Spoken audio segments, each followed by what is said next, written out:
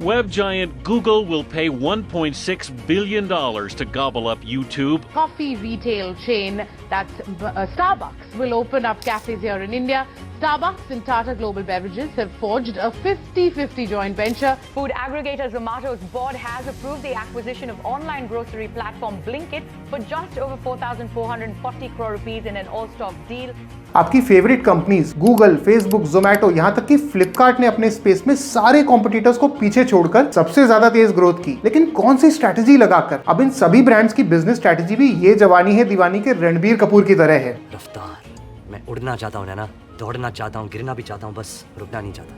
तो इस तेज रफ्तार से ग्रो करने की स्ट्रैटेजी को एमबीए में बोलते हैं इनऑर्गेनिक एक्सपेंशन। सिंपल भाषा में समझे तो अपनी ग्रोथ को रफ्तार देने के लिए किसी दूसरी कंपनी या बिजनेस की मदद लेना। आज इसको आसान भाषा में समझेंगे विदाउट एमबीए स्टाइल में। तो कोई भी कंपनी दो तरह की स्ट्रैटेजी से ग्रो कर सकती है। आइए इसको समझते हैं एक सिंपल एग्जाम्पल से। तो ये है अपने चड्डा साहब जो राजौरी गार्डन में कैफे चलाते हैं। अब उनको एक्सपैंड करना है तो उन्होंने अपना बिजनेस में होने वाला प्रॉफिट री इन्वेस्ट किया, नए प्रोडक्ट ऐड किए, मार्जिन बढ़ाया और नया स्टोर डाल दिया। ये कहलाता है ऑर्गेनिक ग्रोथ स्ट्रैटेजी, जहां आप अपने खुद के रिसोर्सेज और मेहनत से ग्रो करते हैं बिना किसी दूसरी कंपनी पे डिपेंड हुए। बट यही चड्डा साहब को किसी हमारे जैसे कंसल्टेंट ने समझाया कि धीरे धीरे छोड़ो, आप लाइफ में एग्रेसिव हो जाओ और अपने टारगेट मार्केट में 2-3 छोटे छोटे कैफे परचेज कर लो या उनके साथ पार्टनरशिप कर लो और उनको ग्रो करो। आपको एक बना बनाया कस्टमर बेस मिल जाएगा, शॉप एम्प्लॉय सब मिल जाएगा, बस आपको उसको बड़ा करना होगा और आप जल्दी ही अपने बिजनेस को 2x या 3x कर लोगे। तो ये हो गया इनऑर्गेनिक एक्सपेंशन। आइए इसको डिटेल में समझते हैं। इनऑर्गेनिक एक्सपेंशन मेनली 3 तरह से करते हैं। उसमें पहला है merger. Reliance Hotstar, Vodafone idea और लेटेस्ट एयर इंडिया विस्तारा का मर्जर। ये तो आपने कभी ना कभी सुना ही होगा, बट मर्जर क्या होता है और इन्होंने मर्जर क्यों किया? अब देखिए,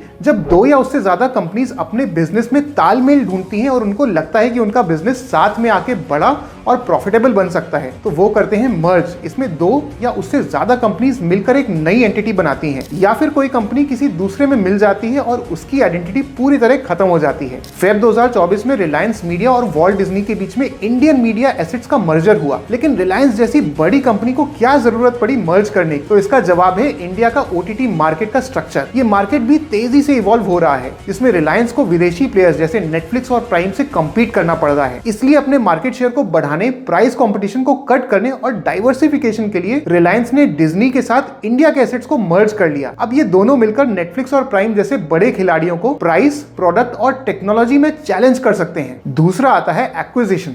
गूगल ने खरीदा यूट्यूब, जोमैटो ने खरीदा ब्लिंकिट और फेसबुक ने इंस्टाग्राम और व्हाट्सएप। सरल भाषा में बोले तो जब कोई कंपनी किसी दूसरी कंपनी को खरीद कर अपने बिजनेस की ग्रोथ करती है तो उसको बोलते हैं एक्विजिशन। एक्विजिशन करते समय किसी भी कंपनी की ये 4 फोकस होते हैं। इसमें पहला है लॉन्ग टर्म ग्रोथ। गूगल को लगा कि यूट्यूब यानी video streaming will be the future और फ्यूचर प्रोस्पेक्ट से उन्होंने यूट्यूब खरीदा। दूसरा है एक्सपेंशन एंड डाइवर्सिफिकेशन। फेसबुक एक सोशल मीडिया जायंट था और उसने रिलेटेड कंपनीज जैसे मैसेजिंग ऐप व्हाट्सएप और मीडिया शेयरिंग ऐप इंस्टाग्राम को खरीदा और अपने बिजनेस को ना सिर्फ एक्सपैंड किया बल्कि डाइवर्सिफाई भी किया। तीसरा है कल्चरल कंपैटिबिलिटी। जोमैटो को ब्लिंकिट में कल्चरल सिनर्जी लगी, क्योंकि दोनों ही सिमिलर प्रिंसिपल्स जैसे डिलीवरी बेस्ड थे और उनको लगा कि डिलीवरी के बिजनेस का next revolution is quick commerce, तो वहां एक्सपैंड करना चाहिए। चौथा है फाइनेंशियल हेल्थ। बहुत बार कोई फाइनेंशियली डिस्ट्रेस्ड कंपनीज जब बिकने की कगार पे होती हैं तो कोई दूसरी कंपनी उन्हें एक्वायर कर सकती है to get the assets such as factory, machines, customers etcetera. जैसे टाटा स्टील ने 2018 में भूषण स्टील को खरीदा जो कि बैंकरप्ट हो गई थी and now they are making profit. तो दुनिया में एक्विजिशन से बहुत सक्सेसफुल बिजनेस बने हैं, लेकिन बहुत बार जोश में आकर कंपनीज ने रैश डिसीजन और महंगे एक्विजिशन भी किए हैं, जिससे आगे चलकर उन्हें बहुत प्रॉब्लम्स हुई। अगर हम गूगल की हिस्ट्री को ध्यान से देखें तो इस बात को समझेंगे कि जहां एंड्रॉइड और यूट्यूब सबसे सक्सेसफुल एक्विजिशन रहे, वहीं मोटोरोला, स्लाइड्स और न जाने कितने एक्विजिशन सक्सेसफुल नहीं हुए।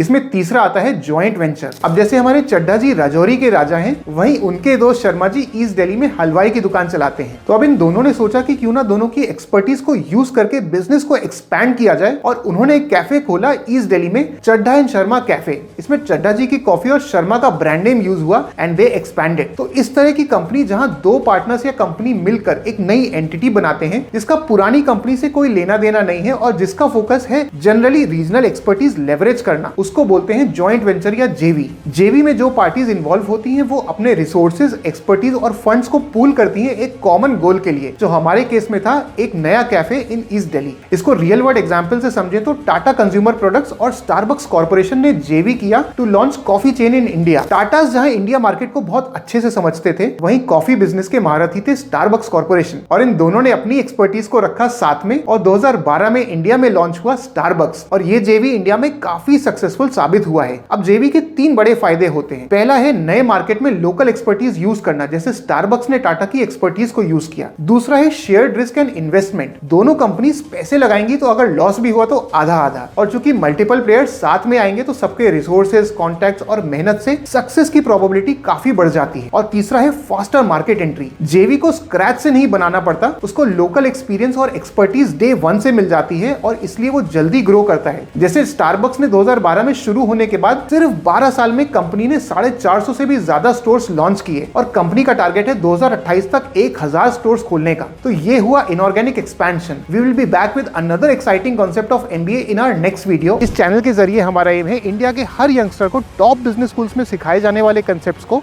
आसान और प्रैक्टिकल तरीके से समझाना। तो अगर वीडियो अच्छी लगी हो तो hit the like button, subscribe to our channel और अपने दोस्तों के साथ भी शेयर कीजिए और हमारी मदद कीजिए इंडिया को बिजनेस लिटरेट बनाने में।